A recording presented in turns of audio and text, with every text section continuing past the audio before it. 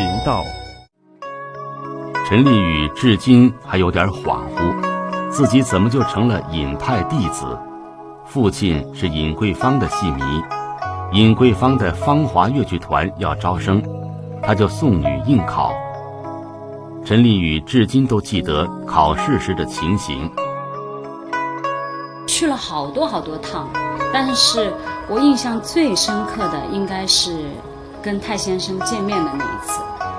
那下午的时候，我爸爸带着我去那个排练厅，那时候当时是在5楼考试，然后看到一个老太太，这个当时是一个绑带，等于说把这手吊住的，在那边这个左手是扶着这个墙壁这样上去的。那我看到以后，我就去搀他扶上楼了以后，他就是主考官尹桂芳先生。我当时看到他就是在考试的时候坐在最中间这样子，然后我这边表演，我唱哇哈哈，当时还这个头晃2下，哇哈哈，一唱大概紧张，然后我自己也感觉到那个脸上的温度好烫，然后眼泪水就这样哒哒哒哒的这样掉下来。我就想完了。我爸爸说哎，考得怎么样？我说可能考不上。我说但是我扶楼梯的那个老人家他是主考官哎，那个后来没想到也考上了。尹桂芳所创立的芳华越剧团向来以尹派小生为主，懵懂中陈丽宇成了尹派弟子。同班的小学员都来自浙江，陈丽宇这个土生土长的福建女孩的加入，着实让同学们大吃一惊。当然奇怪，因为在我们眼里唱越剧只有嵊州，或者说再泛一点的话就江浙一带嘛，江浙一带的女孩语言都相通的。那她作为一个福建宁德地区的，她的语言跟我们一点都不一样。我也觉得挺诧异的，当时她来的时候还有一个小卷毛，头发这样子扎2根啊，她其实也很女孩子气。为什么？因为她很爱哭，小的时候动不动就害羞，然后又马上脸就红起来了，然后就哭，容易哭，是很可爱的一个女孩子。完全不会。我当时其他的同学可能都是浙江人啊，那像我这样子，因为首先要过语言关，语言关我们当时有语音课、语训课，那当时老师也特别好，还要求我去食堂买菜啊，也需要那个讲浙江话，要不然的话就不会卖给我。那当时那个小朋友也都很热闹，全部围着我，彩绿，我教你，1、2碗，然后我就1、2碗，然后要不要青菜啊？要不要青菜？就这样学完了以后，他们卖给我，我才有饭吃，这样挺好的。他们汇报演出一个杜兰多，他演主要小生，结果人家旁边的人告诉我，他说他真不容易，他不是我们嵊州人，不是我们嵊州人，我哪里啊？他说本省的啊，本省哪里？说古田啊，古田人。哎呀，我说我听不出啊，他咬字了怎么还没归外呢？结果整出戏看下来，唱演啊，做打他功夫也有，基本功看样子他也用心学的。所以我看了我就感觉到，哦，这个好苗子。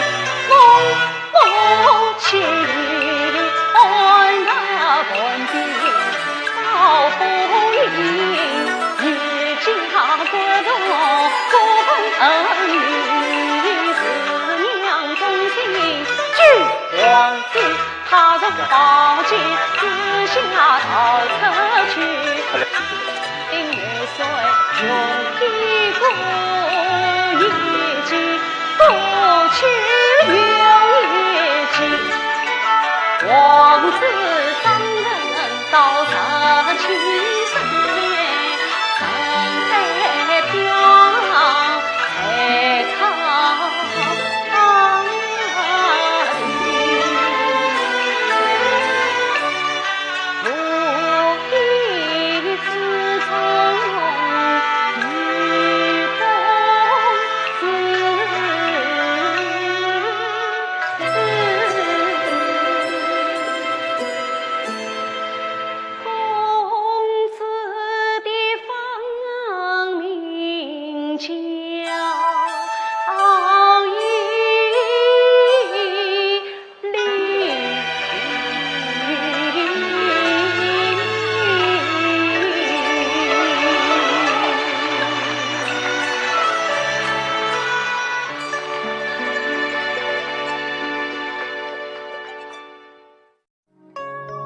不容易的何止是陈丽雨，尹桂芳算得上是粤剧史上最受欢迎的女小生，曾经在上海风靡过无数粉丝。上个世纪50年代，尹桂芳携团南下入闽，上海滩昔日的粤剧皇帝一样也陷入人地两疏、语言不通的窘境。认真学习的陈丽雨进了剧团，并没有风流倜傥的小生在等着她演。芳华团在福建入乡随俗，有许多应景的演出。陈丽雨清晰地记得，当年她还跳过舞蹈踏歌。我记得当时跳踏歌，因为前面的折子戏我要演梁山伯，演焦仲卿，然后是剑眉嘛，我们俗称大刀眉。然后当时跳自己前面觉得非常臭美，噔噔噔滴滴滴滴噔噔，一个转身一看，我的一个同事也是唱同样行当的，他非常甜美的表情，配上了他的大刀眉，然后旁边还有歪歪的头发垂在旁边，我一看，太恐怖了！我当时下台了以后，音响老师说，我都不敢看你们，我的头只能看我自己的音响盘，不敢看你们，太恐怖了。这段经历明显让他比普通的戏曲演员具有更强的适应能力，也更懂得如何应对各种不同的演出。回首笑看那段岁月，乐观的陈丽雨并不觉得这是一种磨难，反而把它看作是一种锻炼。但是呢，我现在返回头来想一想，其实蛮好的。我们这些演员也得到了很好的锻炼。我现在通过这种综艺晚会赶场，我们都是在边条木旁边赶的，时间特别紧，哇，脱衣服的速度非常快。那现在我演《红楼梦》的时候，就需要碰上这种换装的这种问题嘛，那我就非常非常的溜。他们说：“哎呀，陈丽雨，你换装很像杂技团的，好快。”好心态并不能守得有戏演，几年下去，上台的机会仍然不多。当时团里的台柱子小生出国了，剧团里的人走了很多，无戏可演又难以割舍。困守中的陈丽雨决定拿出全部积蓄去读书。考上了以后，哇，我当时好激动，但是又有点犹豫，蛮犹豫的。就是说，我们家经济条件并不是特别好，我父亲生病，我就在想，那这样子的话，这个经济这种状况，我去读书会不会太自私？当时福州的那个房子的首付是2到3万，月供是大概几百块钱，1000以下嘛。那我去读书的话，读这么几年，大概就是一套住房的这个钱了。那后来我家里人知道这个消息以后，哎呀，他们很高兴，然后说，哎呀，我们绝对支持你，然后他们竭尽全力帮我完成了这个梦想。原本打算读完书去戏校教学的陈丽雨，在2006年遇到了粤女争锋。他从初赛不被人看好的无名小卒，一路跌跌撞撞，越赛越勇，直到登上金奖舞台。仿佛脱胎换骨的陈丽宇，在整个比赛过程中，通过老师尹小芳，重新认识了对越剧的承担。比赛前夜，小芳老师说戏时折断了肋骨，她瞒住陈丽宇一声不吭，直到比赛结束，别人才告诉陈丽宇，老师为她受了伤。我觉得这件事情，每次想到这件事情的时候，都感觉蛮心痛的那种感动。那我也在他这边，我也听到了特别多的有关于泰先生的对别人的一些无私的帮助。我就觉得在这2位老师身上，我看到了就是说尹派的这种风范跟他的特质。我也在想，哎呀，真的能够以他们为榜样，好好的就说清清白白做人，认认真真演戏。2009年，曾经的假小子陈丽宇当上了妈妈。当了妈妈之后，她回归舞台所排的第一个戏是《倩女幽魂》。故事讲述书生宁采臣用正义和痴情温暖感化了一个女鬼。同名电影里张国荣的宁采臣形象曾经深入人心。刚生完孩子的陈丽宇能演好越剧版的宁采臣吗？我在排练的时候经常被导演骂的，他不是骂，这等于说他的要求我一下达不到，我也特别心急。而且刚刚生完孩子以后，可能有一些东西手也生了，进入状态不是那么的顺利。那后来导演也有讲，他说我能感觉得出来，你想努力的往里进，但是你进不去。排老戏时，陈丽宇习惯用程式技巧寻找人物，可新的人物形象却没有老章法可循。就在这个紧要关头，竟然是老公帮她找到了灵感，走出了困境。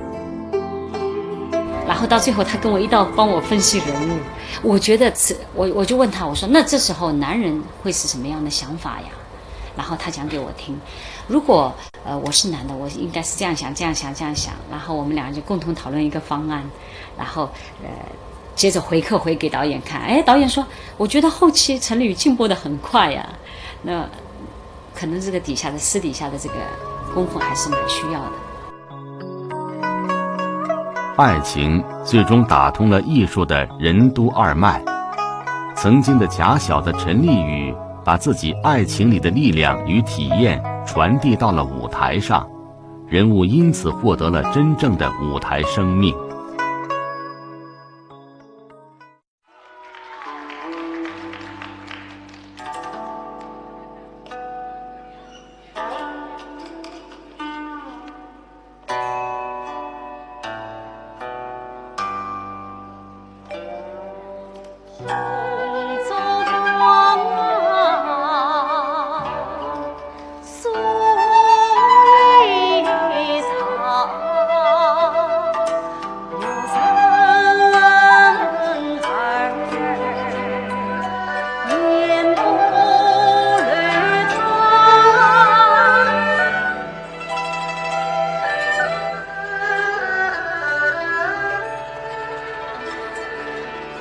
情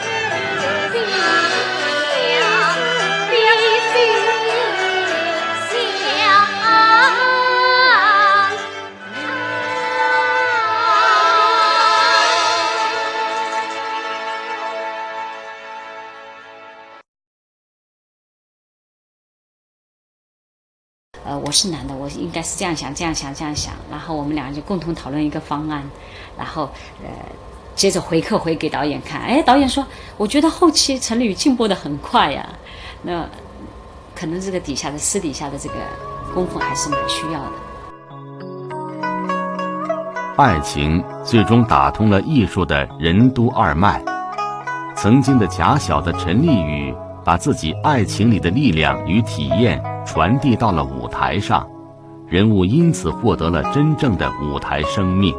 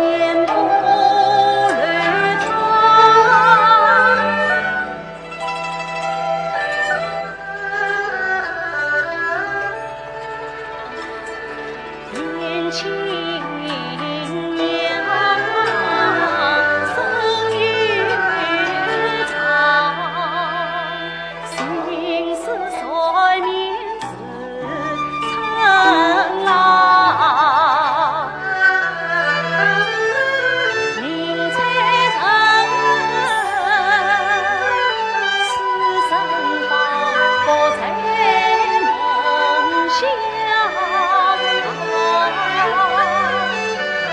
颗心非当何自藏？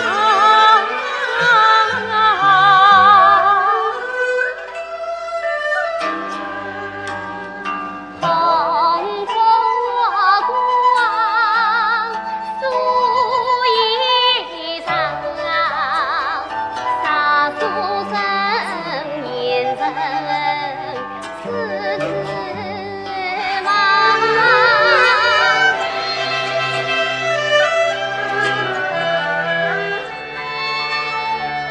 年轻娘生意长，当今是文乱事不能。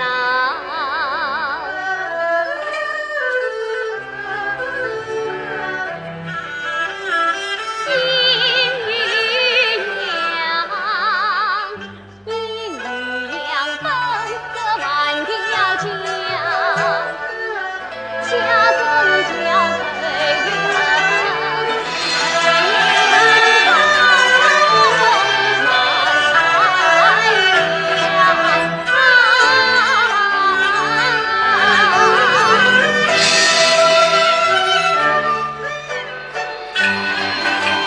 情深我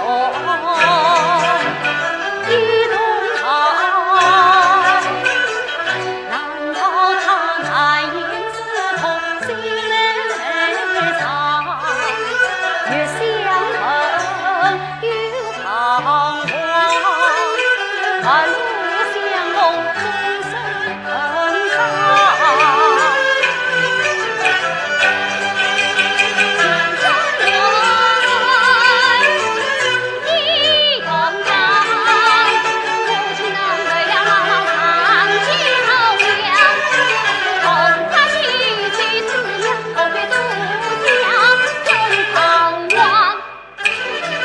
情醉的戏声响，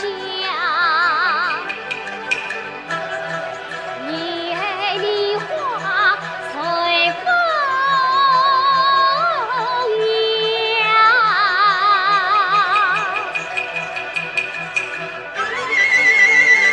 梨花影，脚步上更是路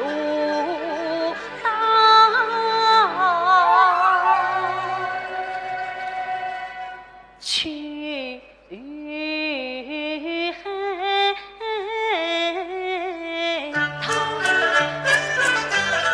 你欢笑叮叮亮，莲花旁心风，配心缠心情。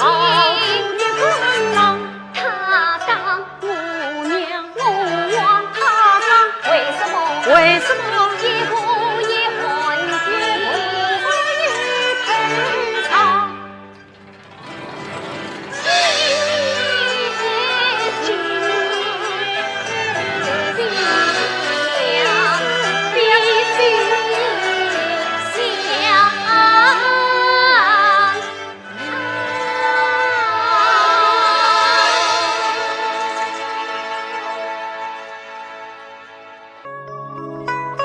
刘志霞很幸运，不到30岁成了嵊州越剧团的当家小生之一，一路走得如此顺畅，除了天赋和机遇，也因为他实在是认真。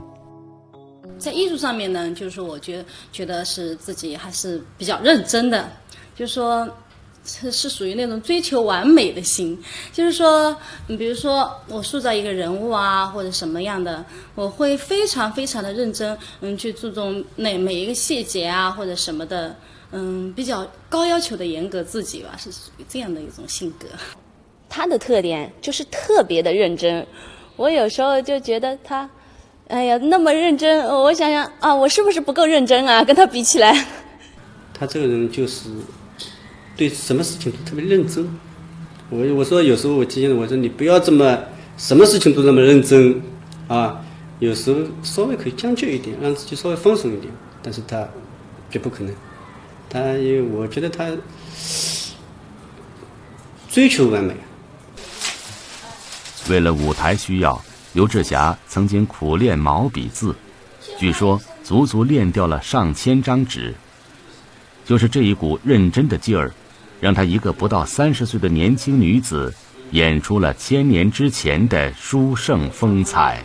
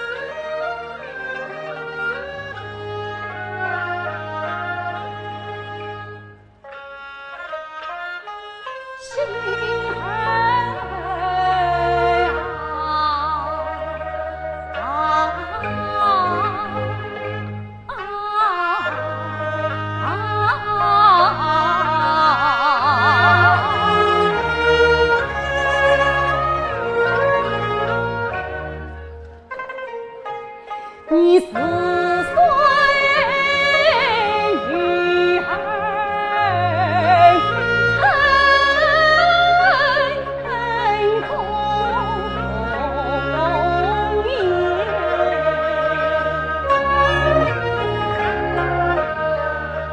滚烫之下一命要，心儿啊，你要我往中踏履多奔把天下听，乘风丧，一生愿做一字笔，宽如素笺，情会好。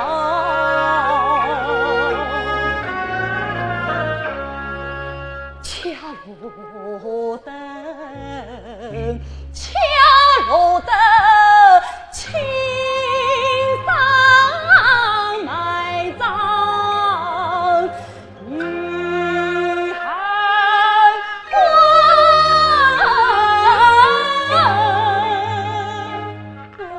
土卷啼血乱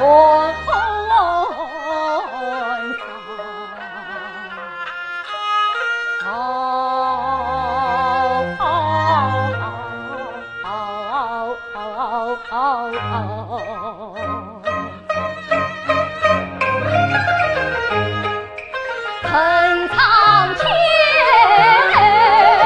恨苍天为我错尽颠倒，为什么真假不辨是非要？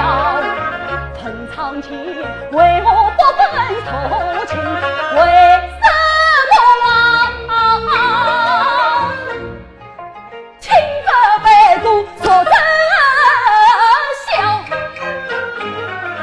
必须心儿心儿死，又曾团团反配药，官场混作琵琶多，为千古伤。苦心教。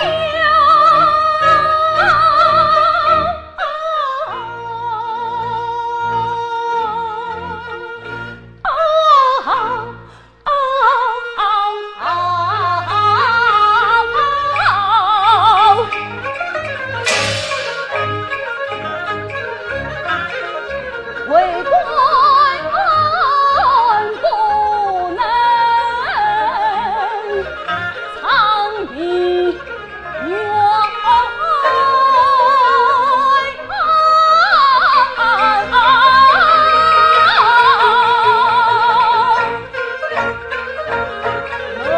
心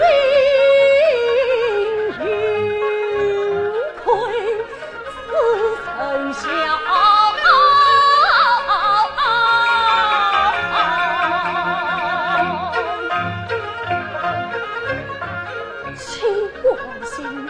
娘生配心足有力，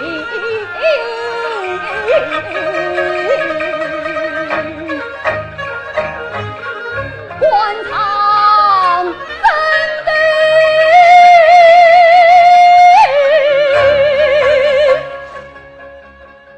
岁月好。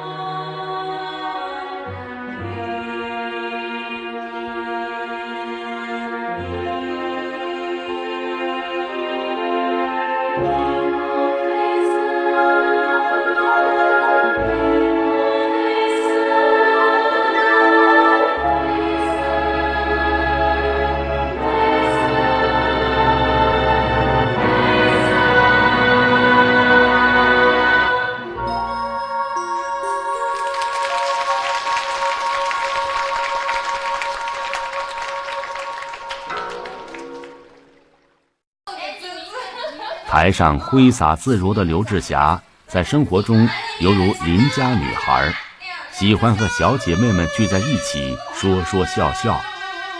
刘志霞并不是嵊州人，因为钟情越剧，挚爱事业，她10几岁只身从桐庐调到嵊州，又在嵊州扎根安家。丈夫不是富豪，也不是英俊年少，而是跟她形影相随的艺术伴侣。我们俩是小妹妹唱歌，郎奏琴。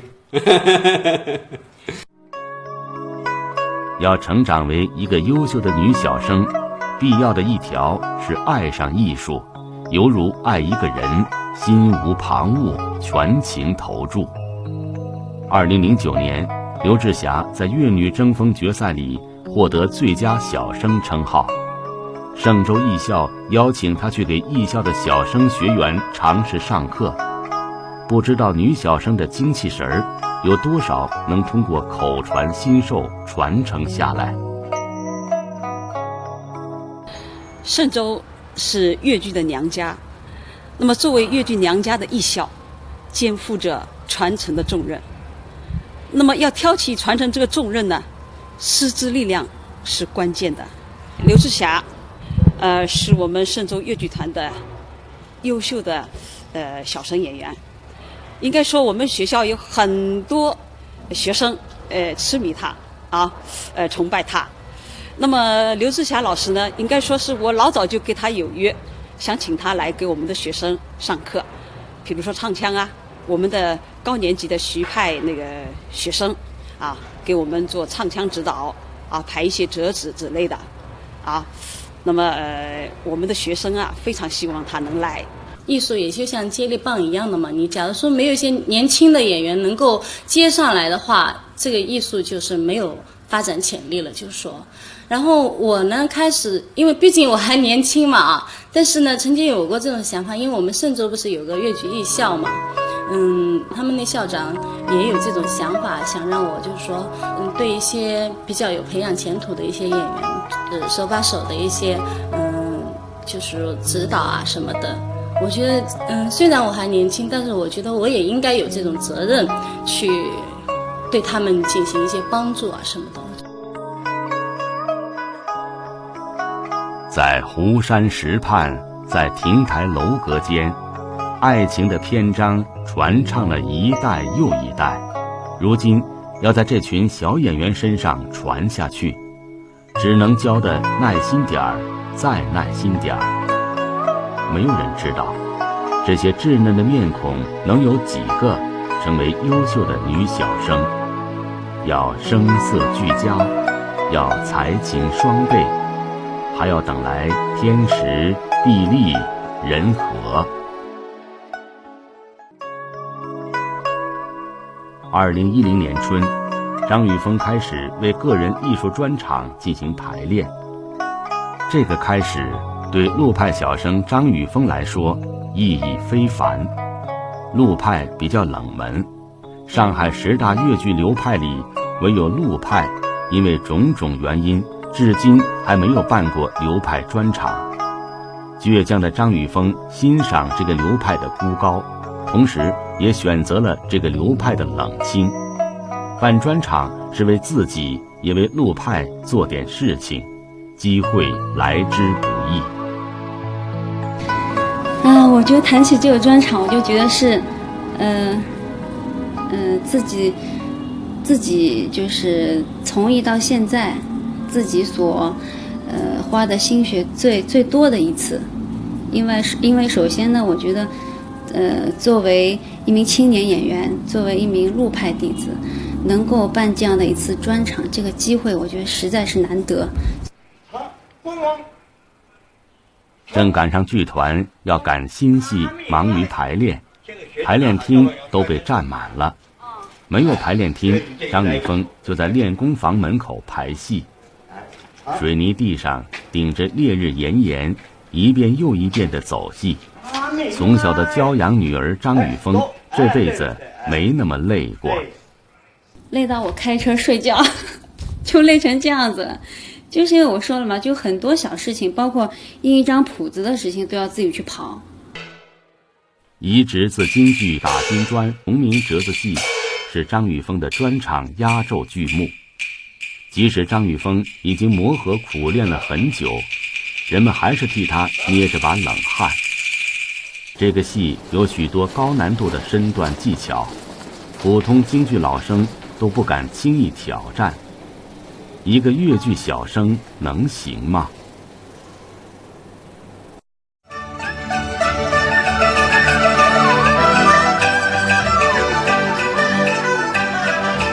众位王兄聚在此，为我不见马王兄。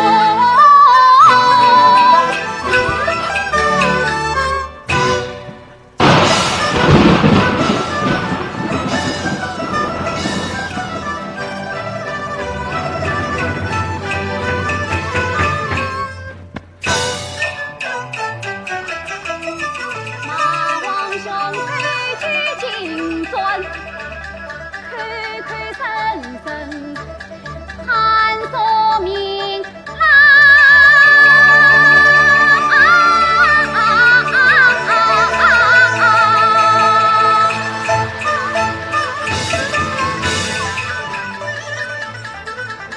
不与孤言起。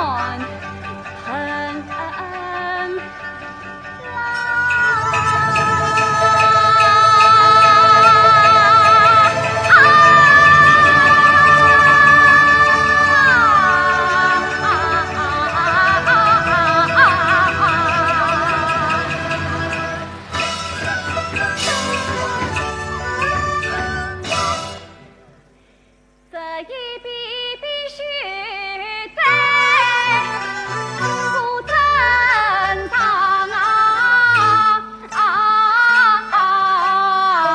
请父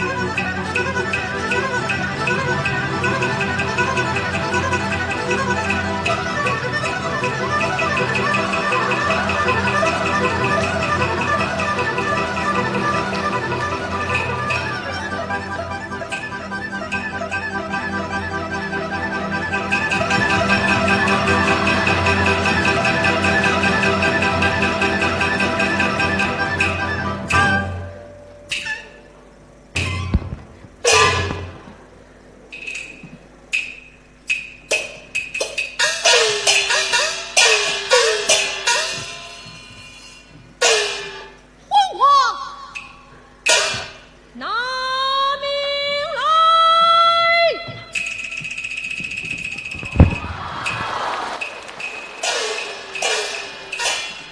已经苦练，挫骨成钢。专场的压轴剧目打金砖，点燃了全场的热情，同行震动，戏迷沸腾，专家惊奇。人们怎么也没有想到，张雨峰竟然真的把这个戏拿了下来，而且完成的超出预料的漂亮。而他属于是知难而上，他有一股劲，他台上有一股劲，这股劲就是像一个战士在战场上一样，哪个国事我也要把它唱好。所以你看，他一个是吊毛，吊毛是他穿得很高，这说明他毯子功很好。他那个吊毛怕穿上去，当时会停住，然后再下来。像我们放一个轱辘毛已经停不住了，不要说吊毛了，对吧？当时我印象很深，他演这个戏是压轴的，我就在台旁边看他。当他最后一个360僵尸下去的时候，他哭了，我也哭了，我就觉得特别感动，特别感动。特别不容易，特别不容易。一个女孩子演打金砖，又是第一次演，不容易的。张玉峰其实告诉了人们一个信息：越剧也有文武小生。拼尽自己的最后一点力气在台上在演出，所以我们最后就是说，演出结束是不眠之夜，就是激动嘛。然后还有就是回想这2个月走过来的那些过程，确实是很艰难，所以他就抱头痛哭，就是。出道以来就以俊俏著称的张雨峰，一天也没走过扮相路线。那台上的跌腾挪转，挑战的是身体的极限、毅力的极限，更是艺术的极限。从03年小蝶杯第1名，到09年的粤女争锋总决赛金奖第1名，从跌雪到打金砖，这硬骨头的倔强小生，一直在坚守中为陆派突围。但是从整体的演出过程当中，我们也很难臆想的，就是他最后这场专场，几乎大概只剩下几张票子，我最后看的是连10张都不满，就临开演之前，当天开演之前，我们还卖了将近3万块钱的票房。从我们做市场的眼光上面来看，张雨峰这个人，其实在粤剧界当中，通过几次的比赛以后，包括他的演出，观众的反响，他是一个不可多得的一个小生的材料。所有的成长在舞台华光里完成，从青涩少年到跨越困守，凤凰再生，薪火延绵不断。他们以柔润如水的女儿之心，为舞台编织爱情不死的人间梦幻，为人们打造爱情幻想里的传奇子。这样的男子有山的胸怀，水般柔情，永远天真炽热如少年。这就是水样少年，粤剧女小生。